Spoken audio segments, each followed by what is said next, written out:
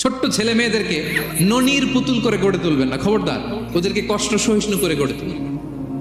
আপনি থাকতেই কষ্ট করা শিখান, তার জীবনটা স্মুথ হবে, তার ক্যারিয়ারটা ব্রাইট হবে, তার ভবিষ্যৎটা সুন্দর হবে।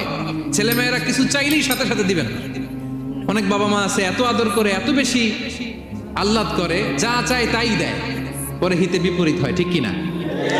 ছেলে মেয়েকে অভাব শেখান, ছেলে মেয়েকে কষ্ট শেখান, ওদেরকে সংগ্রাম শেখান, প্রতিকূল পরিবেশে কি করে টিকে থাকতে হয় এটার সবক শেখান।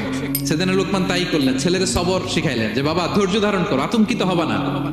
জীবন এটা সহজ নয়, জীবন চলার পথ সহজ নয়, এটাকে সহজ করে নিতে হয়। কখনো সবর করে, কখনো ক্ষমা করে, কখনো অন্যকে ইগনোর করে, কখনো দোয়া করে, কখনো আল্লাহর উপর তাওয়াক্কুল করে, ঠিক কিনা?